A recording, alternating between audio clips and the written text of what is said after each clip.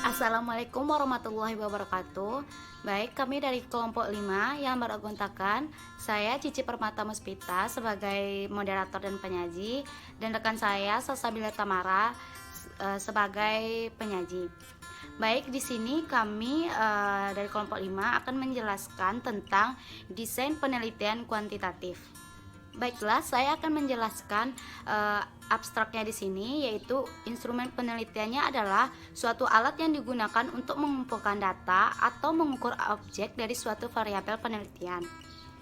Untuk mendapatkan data yang benar demi kesimpulan yang sesuai dengan keadaan sebenarnya, maka diperlukan suatu instrumen yang valid dan konsisten serta tepat dalam memberikan data hasil penelitian atau reliable. Uji reliabilitas instrumen meliputi tes retest, ekuivalen, dan internal konsistensi. Uji internal konsistensi memiliki beberapa teknik pengujian tergantung jenis instrumennya. Teknik pengujian tersebut meliputi uji split half, QR20, QR21, dan alpha Corbat. Nilai validitas dan reliabilitas suatu instrumen dipengaruhi oleh subjek yang diukur pengguna instrumen dan instrumen itu sendiri. Sehingga validitas dan reliabilitas harus selalu diuji dalam instrumen yang digunakan. Selanjutnya kita akan masuk ke pendahuluan. Pendahuluannya di sini yaitu validitas dan reliabilitas instrumen tidak serta-merta ditentukan oleh instrumen itu sendiri. Menurut Sugiono 2014, faktor-faktor yang mempengaruhi validitas dan reliabilitas suatu alat ukur selain instrumen adalah penggunaan alat ukur yang melakukan pengukuran dan subjek yang diukur. Namun, faktor-faktor tersebut dapat diatasi dengan jalan menguji instrumen dengan uji validitas dan reliabilitas yang sesuai. Pengujian dilakukan untuk menjaga validitas dan reliabilitasnya. Selain itu, untuk mengatasi pengaruh dari pengguna alat ukur, maka pengguna harus meningkatkan kemampuannya dalam menggunakan alat ukur tersebut. Satu faktor lagi yang tidak kalah penting yang mempengaruhi validitas ini dan reliabilitas adalah faktor subjek yang diukur. Untuk mengatasi hal tersebut, maka penelitian harus dapat mengendalikan subjeknya. Meskipun suatu instrumen telah berstandar dan reliable, tetapi hal itu tidak langsung membuat instrumen tersebut dapat digunakan di mana saja, kapan saja, kepada subjek siapa saja. Nah, instrumen itu perlu diuji cobakan kembali setiap kali akan digunakan. Baiklah, kita akan masuk materi yang pertama, yaitu tentang validitas. Validitas di sini yaitu instrumen ini dapat dibuktikan dengan beberapa bukti. Bukti-bukti tersebut antara lain secara konten atau dikenal dengan validitas konten atau validitas isi, adapun secara konstruk atau dikenal dengan validitas konstruk, dan secara kriteria atau dikenal dengan validitas kriteria. Yang pertama ada validitas konten.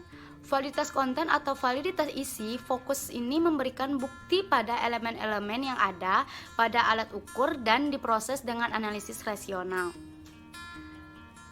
Validitas ini sudah dinilai oleh ahli. Saat alat ukur dengan detail, maka penilaian akan semakin mudah dilakukan.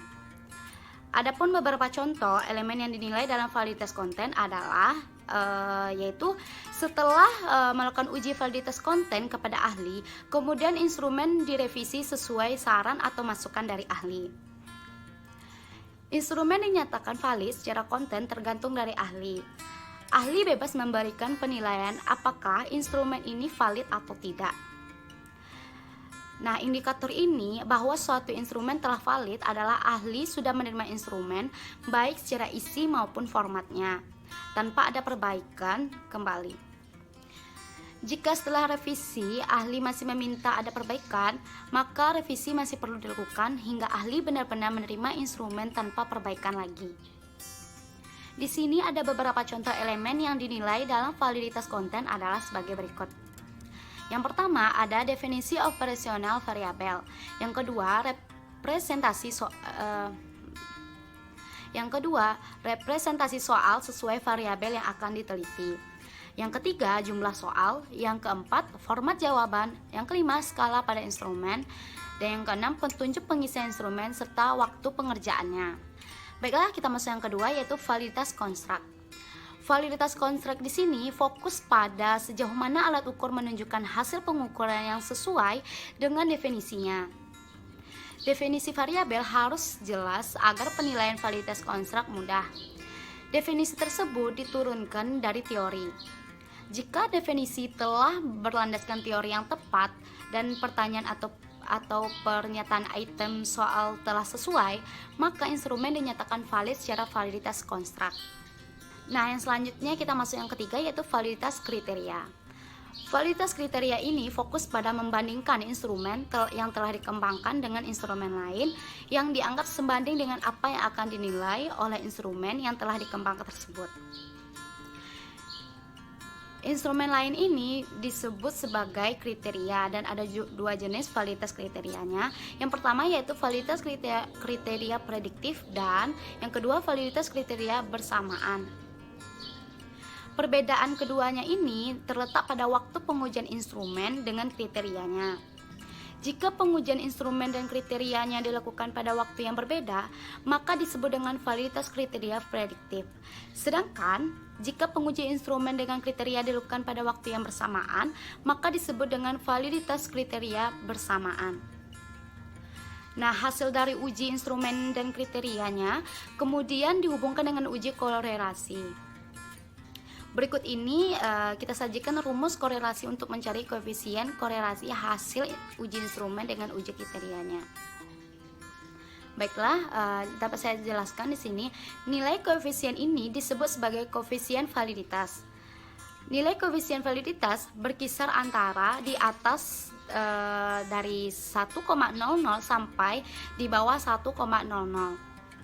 Nilai koefisien di atas dari 1,00 mengindikasikan bahwa individu pada uji instrumen maupun uji kriteria memiliki hasil yang relatif sama.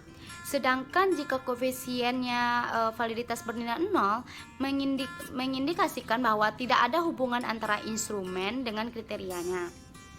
Semakin tinggi nilai koefisien validitas suatu instrumen, maka semakin baik juga instrumen tersebut. Baiklah, mungkin hanya itu materi yang dapat saya jelaskan kepada rekan-rekan semua. Materi selanjutnya akan dibacakan oleh rekan saya, yaitu Salsabila Tamara. Kepada Salsa dipersilahkan. Baiklah, perkenalkan nama saya Salsabila Tamara, 1904-180 akan melanjutkan materi tentang reliabilitas. Reliabilitas instrumen dapat diuji dengan beberapa uji reliabilitas. Beberapa uji reliabilitas suatu instrumen yang bisa digunakan antara lain test retest, ekuivalen, dan internal konsistensi. Internal konsistensi sendiri memiliki beberapa teknik uji yang berbeda. Teknik uji reliabilitas internal konsistensi terdiri dari uji split half, KR20, KR21, dan alpha Cronbach. Namun, setiap uji memiliki kriteria instrumen seperti apa yang bisa diuji dengan teknik tersebut. Yang pertama itu ada test retest. Test retest pengujian reliabilitas dengan test dilakukan dengan cara mencobakan suatu jenis instrumen beberapa kali pada subjek atau responden yang sama. Reliabilitas instrumen diukur dari koefisien korelasi antara percobaan pertama dengan percobaan selanjutnya. Instrumen dinyatakan reliable jika koefisien korelasi positif dengan signifikan. Korelasi antara hasil uji pertama dengan hasil uji selanjutnya diuji dengan korelasi produk momen untuk mencari koefisien korelasinya. Signifikan koefisien korelasi dapat ditentukan dengan dua cara. Cara pertama dengan membandingkan koefisien korelasi dengan tabel R produk momen. Dikatakan signifikan jika nilai R hitung lebih besar saat dibandingkan dengan R tabel pada tabel R produk momen. Contohnya seperti T sama dengan R akar N kurang 2 per 1 kurang R kuadrat. Cara kedua dengan uji setelah uji T hitung diperoleh nilai tersebut selanjutnya dibandingkan dengan harga tabel. Nilai T tabel yang digunakan sesuai dengan signifikan penelitian digunakan. Signifikan yang tersedia pada T tabel antara lain 0,50, 0,25, 0,20, 0,05, 0,02, dan 0,0005. Namun, biasanya dalam penelitian pendidikan nilai signifikan yang dikurangi 2 atau dalam kurung dk sama dengan n kurang 2. Signifikan korelasi antara dua instrumen termasuk signifikan apabila T hitungan lebih besar dari T tabel. Selanjutnya yang kedua, ekuivalen. Pengujian reliabilitas dengan uji ekuivalen dilakukan dengan cara mencobakan instrumen yang berbeda tetapi ekuivalen atau sebanding atau sepadan. Percobaan satu kali saja pada responden yang sama. Reliabilitas instrumen diukur dari koefisien korelasi antara percobaan instrumen satu dengan percobaan instrumen yang lainnya. Instrumen dan dinyatakan reliable jika koefisien korelasi positif dan signifikan. Pengujian koefisien korelasi dan signifikansinya dilakukan seperti pada uji tes pretest menggunakan rumus korelasi produk momen dan diuji signifikan menggunakan R-tabel atau uji T. Selanjutnya yang ketiga, internal konsistensi. Pengujian reliabilitas dengan uji internal konsistensi dilakukan dengan cara mencobakan instrumen sekali saja pada subjek penelitian. Pengujian ini dapat dilakukan dengan teknik belah dua atau Spielhoff dari Sperman-Brown KR20, KR21 atau dengan teknik Alpha-Cronbach. Hasil pengujian tersebut kemudian dianalisis dengan teknik tertentu tergantung jenis instrumennya. Sperman-Brown atau Split-Half. Pengujian reliabilitas dengan uji internal konsistensi, teknik Split-Half dan Sperman-Brown dilakukan pada instrumen yang memiliki satu jawaban yang benar. Instrumen tersebut misalnya pilihan ganda, mencocokkan dan yang lainnya hanya memiliki satu jawaban yang benar. Uji reliabilitas menggunakan teknik Spielhoff. Uji reliabilitas menggunakan teknik Spielhoff dilakukan dengan cara mencobakan instrumen sekali saja pada subjek penelitian pertama. Kemudian, hasil uji dibagi menjadi dua. Pembagian ini biasanya didasarkan pada soal ganjil atau genap. Pertama, koefisien korelasi dari kumpulan soal ganjil dengan soal genap dihitung menggunakan rumus. Koefisien ini menggambarkan derajat kesamaan hasil antara kedua belahan yang menggambarkan konsistensi internal dari sebuah instrumen. Kemudian, koefisien reliabilitas dihitung menggunakan rumus yang dikenal dengan istilah Sperman-Brown. Jika nilai koefisien reliabilitas Brown kurang dari 0,70, maka jumlah soal ditambah dengan soal yang sesuai dengan aslinya. Selanjutnya, KR20 dan KR21. Teknik pengujian reliabilitas dengan uji internal konsistensi yang selanjutnya dibahas adalah teknik Koder-Richardson atau sering disingkat dengan KR. Instrumen yang dapat diuji reliabilitasnya menggunakan KR adalah instrumen dengan satu jawaban benar saja. Rumus KR yang sering digunakan adalah KR20 dan KR21. Kedua teknik KR tersebut memiliki kriteria instrumen khusus untuk bisa menggunakan rumusnya. Saat instrumen tidak dapat dipastikan bahwa setiap item soal memiliki tingkat kesulitan yang sama, maka instrumen tersebut dianalisis reliabilitasnya menggunakan rumus KR20. Seperti contoh rumusnya RI sama dengan K per dalam kurung K kurang 1 dalam kurung 1 dikurang M dalam kurung K dikurang 1 per KS kuadrat T. Pengujian reliabilitas menggunakan uji Alpha-Cronbach dilakukan untuk instrumen yang memiliki jawaban benar lebih dari satu. Instrumen tersebut misalnya instrumen berbentuk esai, angket, atau kuesioner.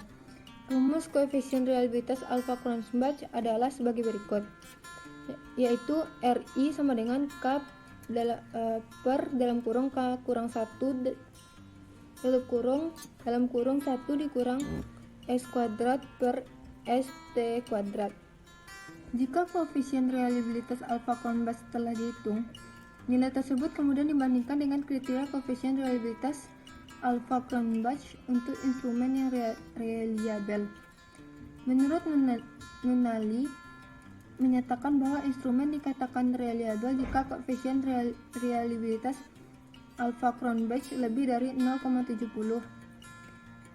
Dan Steiner sendiri menyatakan bahwa koefisien reliabilitas alpha Cronbach tidak boleh lebih dari 0,90. Jika koefisien reliabilitas alpha Cronbach kurang dari 0,70, Trafokal dan Dennett menyarankan untuk merevisi atau menghilangkan item soal yang memiliki korelasi yang rendah. Cara mudah menentukan item soal tersebut adalah dengan bantuan program di komputer. Jika koefisien reliabilitas alpha Cronbach lebih dari 0,90, mereka pun memiliki saran.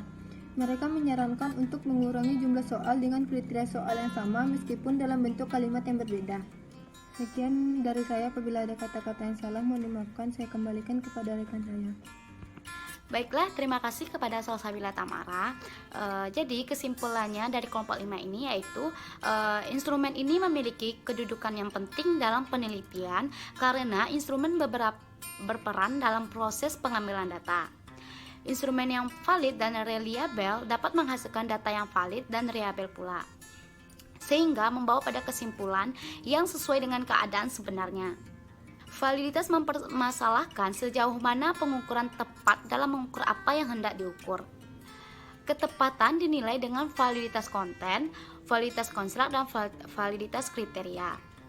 Ketepatan konten dan konstruk dinilai oleh ahli pada bidangnya. Instrumen ini dinyatakan valid secara konten dan konstruk apabila ahli sudah tidak memberikan saran atau masukan dan menerima isi, format, serta konstruk dari instrumen tersebut. Jadi ketepatan kriteria ini dinilai dengan membandingkan instrumen dengan kriterianya. Baiklah, terima kasih. Mungkin hanya itu yang dapat kami jelaskan kepada rekan-rekan. Kalau ada pertanyaan atau kritik dan saran dari rekan-rekan, kami persilahkan. Kami tutup. Wabillahi taufik wal hidayah. Wassalamualaikum warahmatullahi wabarakatuh.